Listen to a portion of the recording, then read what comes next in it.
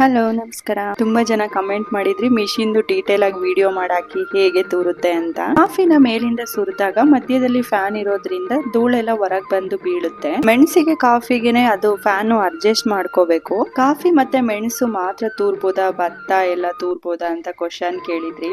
ಭತ್ತನೂ ತೂರ್ಬೋದು, ಜೋಳನೂ ತೂರ್ಬೋದು. ಆದ್ರೆ ನಾವು ಬೆಳೆಯೋದು ಮೆಣಸು ಕಾಫಿ ಆಗಿರೋದ್ರಿಂದ ನಾನು ಬರೀ ಮೆಣಸು ಕಾಫಿ ಅಂತ ಮೆನ್ಷನ್ ಮಾಡಿದೆ ಅಷ್ಟೇ. ಮಧ್ಯ ಕಾಣ್ತಿರೋದು ಫ್ಯಾನ್. ಅದು ಕಾಫಿ ತೂರೋ ಮಿಷಿನ್ ಅಲ್ಲಿ ಒಂದ್ ಸೈಡ್ ಧೂಳು ಹೋದ್ರೆ ಈ ಚೀಲ ಕಟ್ಟಿದೀವಲ್ಲ, ಇದು ಇನ್ನೊಂದ್ ಸೈಡ್ ಕಡ್ಡಿ ಮಟ್ಟೊಳ್ಳಿರೋ ಕಾಫಿ ಬೀಜ ಬರುತ್ತೆ. ಮುಂದೆ ಒಟ್ಟು ಹೋಗ್ತಿದೆಯಲ್ಲ, ಅದು ಯೂಸಿಗೆ ಬರಲ್ಲ, ಅದಿನ್ ವೇಸ್ಟೇನೆ. ಅದು ಏನು ತೂರಕ್ಕಿರಲ್ಲ. ನಮಗೆ ಇಲ್ದಲ್ಲಿ ಬೀಳ್ತಿರೋದ್ನ ಮತ್ತೆ ಕೇರಿ ಮಾರ್ತೀವಿ. ಆದ್ರೆ ಇದನ್ನ ಒಳ್ಳೆ ಕಾಫಿ ಜೊತೆ ಮಿಕ್ಸ್ ಮಾಡಲ್ಲ.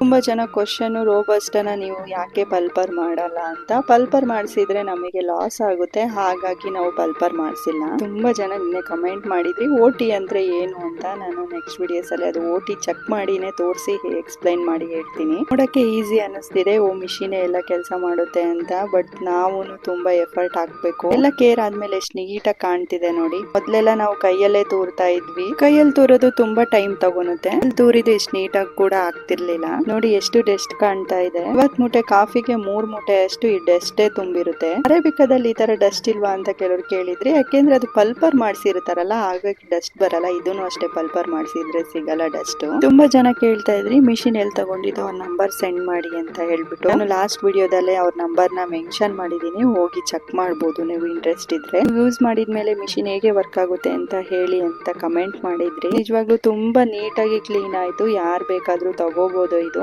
ಅರೇಬಿಕಾ ಕಾಫಿಗೆಲ್ಲ ಇದನ್ನ ಯೂಸ್ ಮಾಡಲ್ಲ, ಯಾಕೆಂದ್ರೆ ಇಷ್ಟು ಡಸ್ಟ್ ಇರಲ್ಲ. ಕಾಫಿನ ಮೇಲಿಂದ ಸುರಿದಾಗ ಈ ತರ ನಿಧಾನಕ್ಕೆ ಹೋಗುತ್ತೆ ಅದು ಕೆಳಗೆ. ಇನ್ನು ಮೂಟೆ ಮಾಡಿನೇ ಫಿನಿಶ್ ಆಗಿಲ್ಲ, ಆಗ್ಲೇ ಕತ್ಲೆ ಆಗ್ತಾ ಬಂತು. ನೆಕ್ಸ್ಟ್ ವಿಡಿಯೋದಲ್ಲಿ ಸಿಗ್ತೀನಿ. ಫಾಲೋ ಮಾಡೋದ್ ಮರಿಬೇಡಿ. ಬಾಯ್.